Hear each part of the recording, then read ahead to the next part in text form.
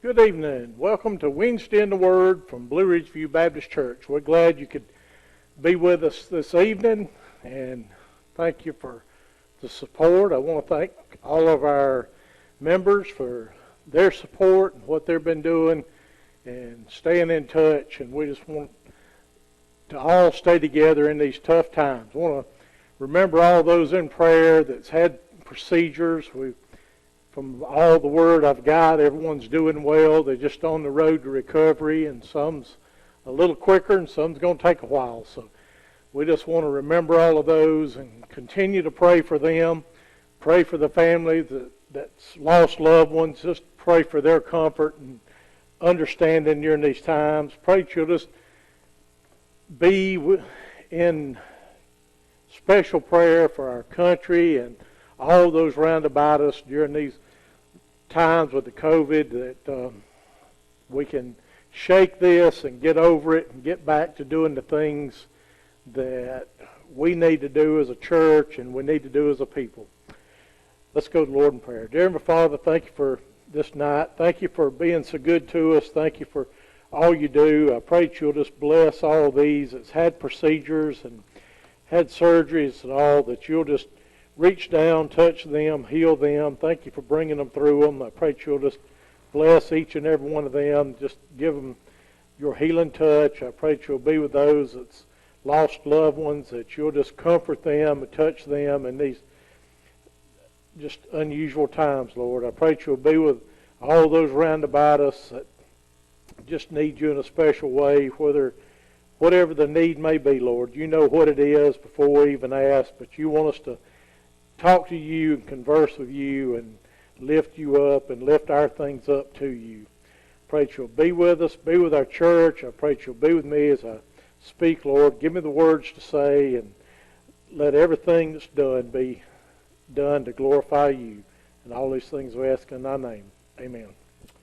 Okay, as we'll go in tonight, our scripture comes from Genesis 22.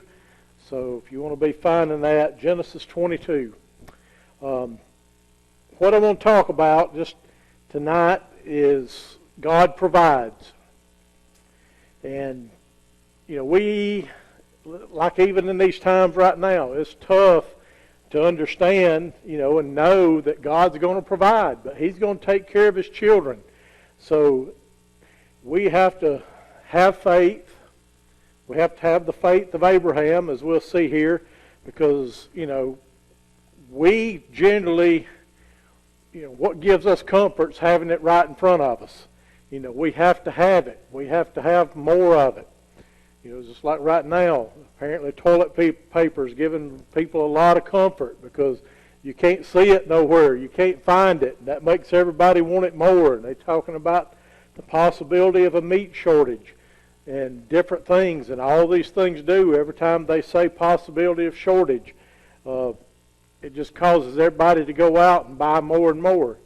I just don't see how people's probably not going to buy any after this sort of gets over. They probably won't buy any toilet paper for the next 2 or 3 years. So the people making the toilet paper, they're going to probably have tough times coming down the road. Right now they're booming, but later on down the road they may have tough times. So, God's going to provide for them. He's going to provide for all of us. We just have to believe in Him and believe on Him that He's going to answer and do the things that He says He'll do. Because as we'll see, Abraham here, he shows us that God truly is our provider. Let's look at Genesis 22:1. And it came to pass after these things that God did tempt Abraham, and said unto him, Abraham, and he said, Behold, here am I. Here I am. And he said, Take now thy son, thine only son, Isaac, whom thou lovest, and get thee into the land of Murrell, and offer him there for a burnt offering upon one of the mountains which I will tell thee of. And Abraham rose up early in the morning, and saddled his ass, and took 2 of his young men with him, and Isaac his son, and clave the wood for the burnt offering, and rose up, and went unto the place of which God had told them. Then on the third day, Abraham lifted up his eyes and saw the place afar off. And Abraham said unto his young men, Abide ye here with the ass, and the lad will go yonder and worship, and come again to you. And Abraham took the wood of the burnt offering and laid it upon Isaac his son. And he took the fire in his hand and a knife, and they went both of them together. And Isaac spake unto Abraham his father, and said, My father. And he said, Here am I, my son. And he said, Behold, the fire and the wood, but where is the lamb for the burnt offering? And Abraham said, My son, God will provide himself a lamb for a burnt offering. So they went both of them together. And they came to the place which God had told them of. And Abraham built an altar there, and laid the wood in order, and bound Isaac his son, and laid him on the altar upon the wood. And Abraham stretched forth his hand, and took the knife to slay his son. And the angel of the Lord called unto him out of heaven, and said, Abraham, Abraham. And he said, Here am I. And he said, Lay not thine hand upon the lad, neither do anything unto him. For now I know that thou fearest God, seeing thou hast not withheld thy son, thine only son, from me. And Abraham lifted up his eyes and looked, and behold, behind him a ram caught in a thicket by his horns. And Abraham went and took the ram and offered him up for a burnt offering in the stead of his son. And Abraham called the name of the place Jehovah-Jireh, as it is said to this day, In the mount of the Lord it shall be seen. We see, those of you that study and have come to church, you've heard the story of Abraham, and we know what happened here, but we just have to look and see that the faith of Abraham, and to see that God provided for him.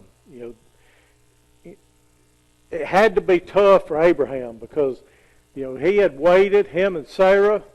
Sarah was barren, she couldn't have children, and God promised him a son, and Abraham and Sarah had to have faith. But then they finally got that son, Isaac. And so, what's being said here and what's being called upon here has to be tough for Abraham. He had done all kind of things in the past. God had tested Abraham, and Abraham had done what God had wanted him to do in the past. And now, we come to verse 1 here in chapter 22, and it says, And it came to pass after all these things, or after these things. God had done, many things, as said in the past. Abraham had this son, finally got a son, finally got his only begotten son at that time of Sarah. It was physically impossible for her to have a son or have children, but God made a way, and Abraham and Sarah got their son Isaac. And then it goes on to say that God did tempt Abraham. It says here, tempt Abraham. God's really, the word there is translated is really talking more to test or prove Abraham. Here he's going to test Abraham to see if he was going to do what he asked him to do. Today, we get tested, we get tried. We have to abide by what God wants us to do. A lot of things, we want the easy way, but sometimes God has to test us or try us. We have to prove ourselves.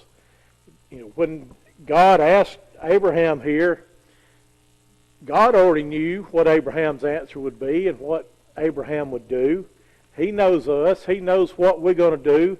But sometimes He has to test us or prove us. For one, He knows what's going to happen, but we don't know what's going to happen. Till God tests us, or we have to prove ourselves. We don't know what we're going to do. We don't know exactly what the outcome would be. Abraham didn't know what the outcome of this was going to be. But he knew he must follow God. He must do what God asked him to do. And that's what we have to do, because when we follow him and when we're tested and tried, in the end, who gets the most from it? As I said, God knows what you're going to do when you're tried. But you don't always know that. So when God tests us and we have to prove ourselves, we get a bigger understanding of God and what He's doing, but we also get a bigger picture of ourselves. Sometimes, or most of the time, we find out, we think God's asking too much of us.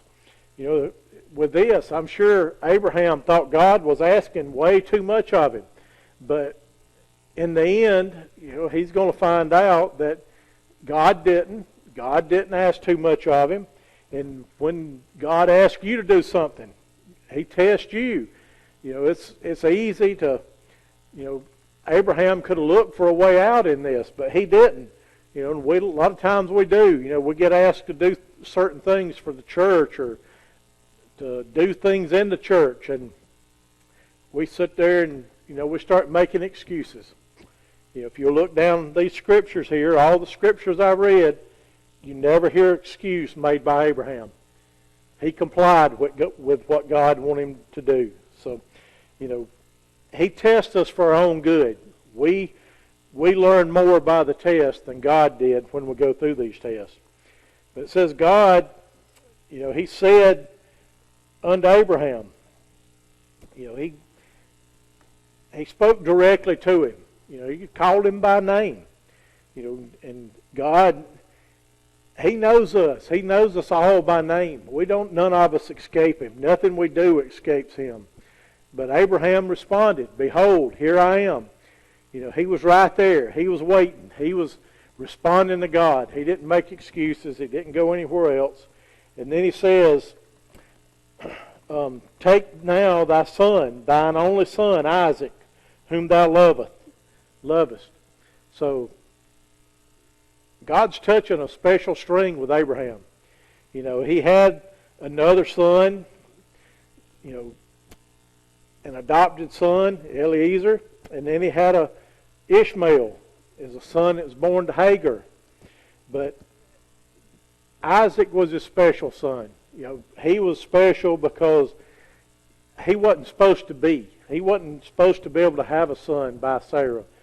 So Isaac was sent just especially by the grace of God to Abraham. And He told Abraham that he would have sons and they would bring many people. So a lot of this confused Abraham at the time as he was getting these messages. But he wants him to take his son and get thee into the land of Murrell. Offer him there for a burnt offering upon one of the mountains, which I will tell thee of. Abraham, God was telling him to go. He told him where to go. Not exactly. He would reveal that later. But He told him to go to the land of Moriah and take his only son, Isaac. So, like I say, look in these verses. Look for any excuses. What if you were asked to take your only child or one of your children and offer as a sacrifice? I know that would be impossible, we would think. And I'm sure for Abraham, that was almost asking the impossible. But Abraham didn't flinch. He did right what God wanted him to do.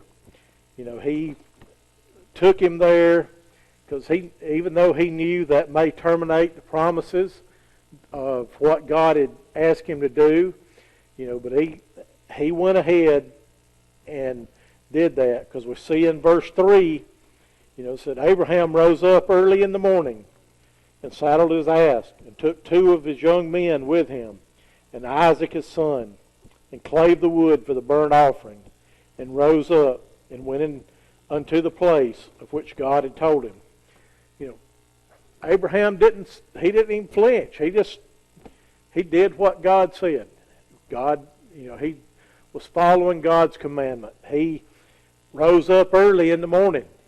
I don't see how he could have slept. I mean, could we sleep if we knew we was going to have to take a child and offer him as a burnt offering in the next days?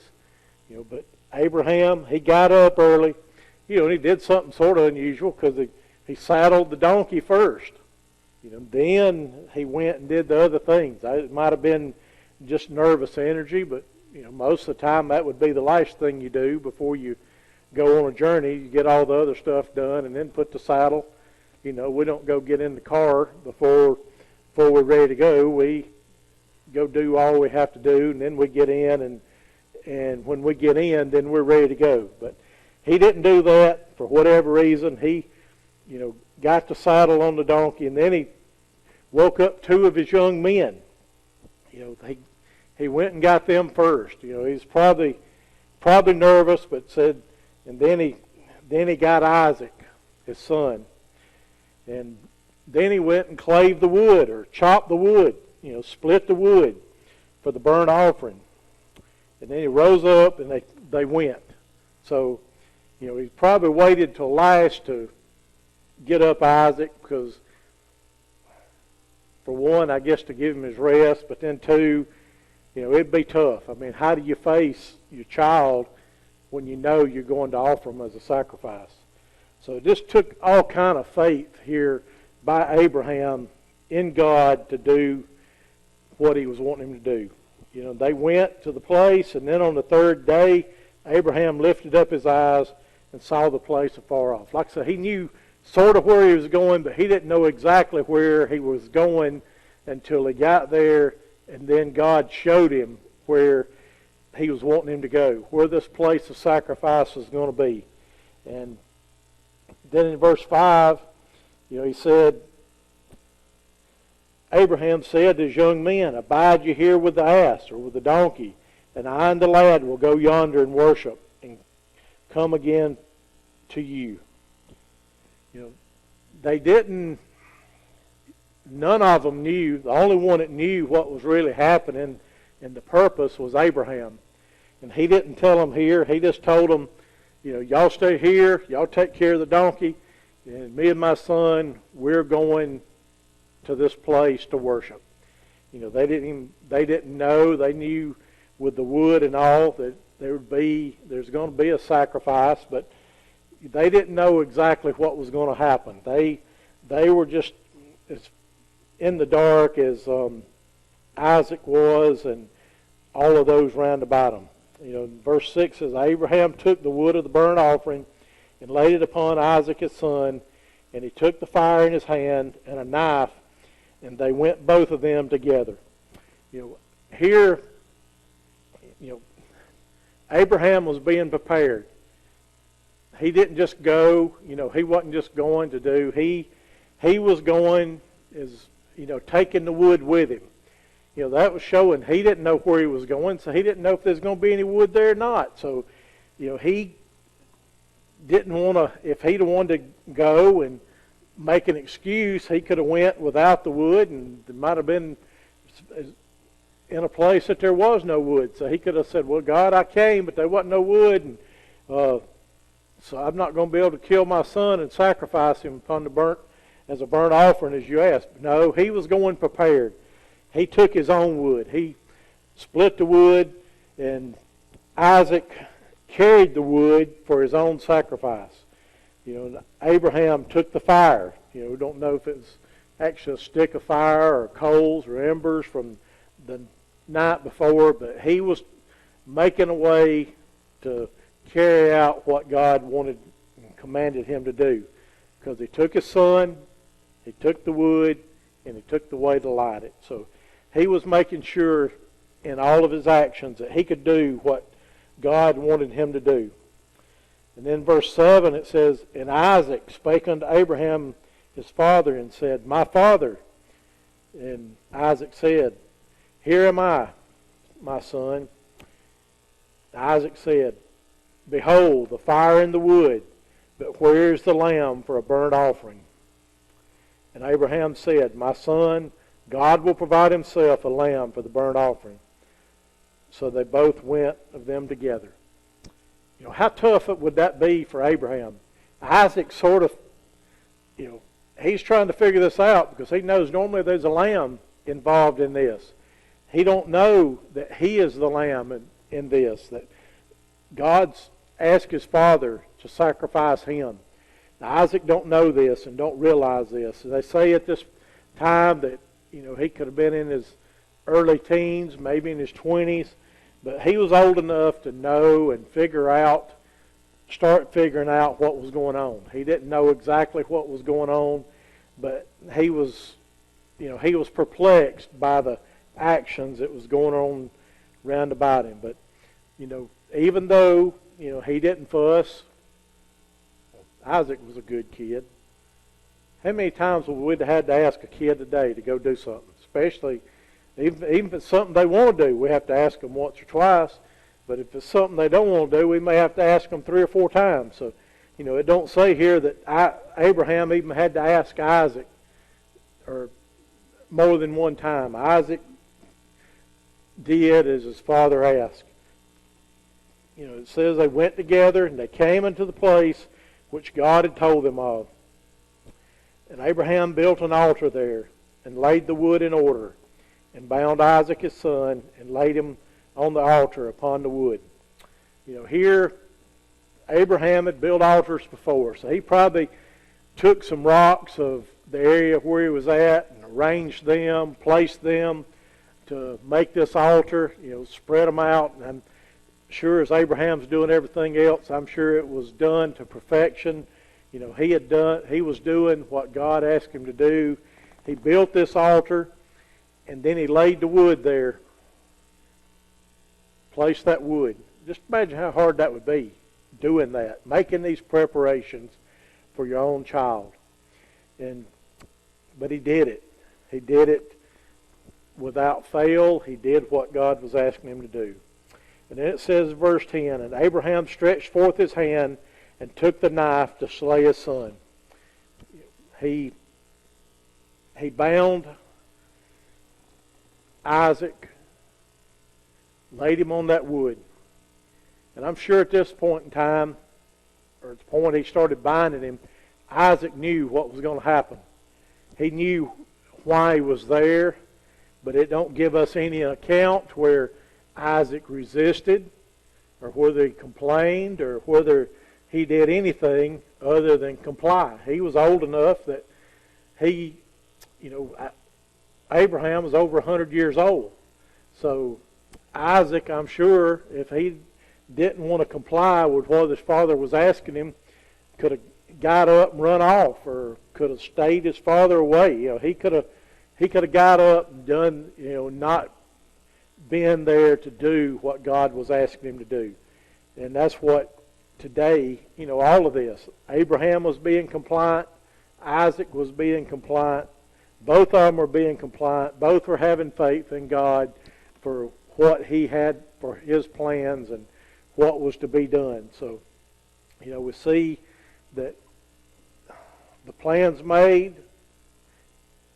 Isaac's laying there, and now Abraham gets the knife and getting ready to kill Isaac, getting ready to put him to death before he starts the flames.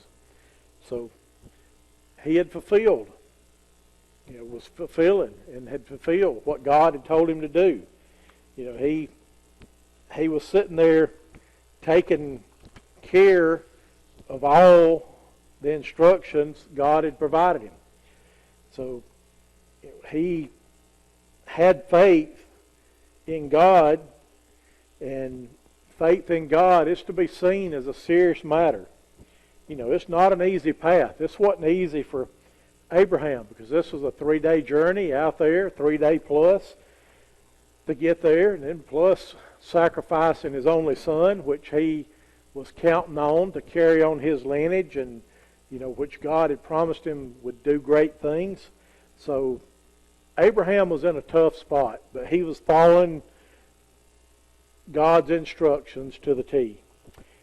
Faith, it's the readiness to answer God even when we don't completely understand. Sometimes, God asks us to do things, and we don't know why.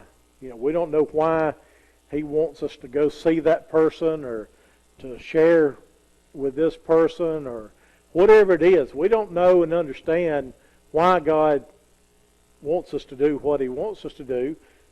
All we need to do is just be compliant. But have faith in what He's wanting us to do and what He asks us to do. A lot of people worry about sinning against God. But I think we probably do more sinning for the things we don't do or we don't comply with than the things maybe that we do wrong. There's so many times we don't answer God's call, and that's a sin. But here, Abraham, he was answering God's call. So we go on to verse 11, and it says, "And the angel of the Lord called unto him out of heaven and said, Abraham, Abraham." God knew. He knew before this was even happened what the outcome would be. But Abraham didn't. But God, when He saw that and recognized that, it says an angel out of heaven, and in the Old Testament, this is just referring to God. God called out to him, Abraham, Abraham. He knew that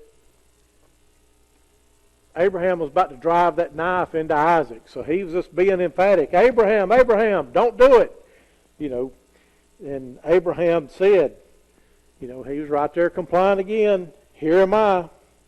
And God told him, said in verse 12, "Lay not thine hand upon the lad, neither do thou anything unto him. For now I know that thou fearest God, seeing that thou hast not withheld thy son, thine only son, from me." Here God was telling him, you don't have to go through it. You've done. I know you was willing to do. You did. You almost did everything. Well, you did everything I wanted you to do, but I stopped you. Because I knew that you were faithful, a good and faithful servant in what was being asked. So, he spared Abraham's son. He spared Isaac. And then verse 13 says, "And Abraham lifted up his eyes and looked, and behold, behind him a ram caught in the thicket by his horns. And Abraham went and took the ram and offered him up for a burnt offering in the stead of his son." God provided. God does provide. He provided this ram. Just that ram wasn't there when they got there. If he was going around gathering the rocks to build this altar, he would have seen the ram if it had been there. But no, he did everything. And then after God spoke to him, he looks around, and there's the ram. God provided. It got there. Only God knows how it got there because He placed it there. But we see in this that, the ram, generally, the ram was the most select out of the sheep. So God provided the best for the sacrifice that Abraham was going to make. So Abraham killed the ram. He offered him up. And then in verse 14 it says, "And Abraham called the name of that place Jehovah Jireh. And it is said to this day, in the mount of the Lord,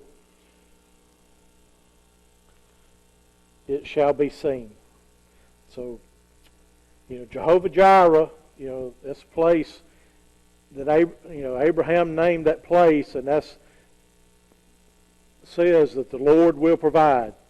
And He provided there. He provided His sacrifice that He wanted, which ended up being the ram instead of Isaac. But God did provide, and He took care of what needed to be done. And Abraham, he learned a lot from this. I know. He learned again that if I only trust God, He's going to provide. In these days, we have to trust God in a lot of things, or in all things, that He's going to provide. Because no matter how much He tests us, what we have to go through, He's going to provide for us. He meets the needs of everybody that trusts Him. The other thing that you see in this, it's a lot like a story that comes later. This is in Genesis. But who else was called to sacrifice their son. God, He sacrificed His son. Jesus, Isaac, he could have overpowered his father and got away from that sacrifice. Jesus could have took himself off of that cross, but he didn't. He willingly went to that cross.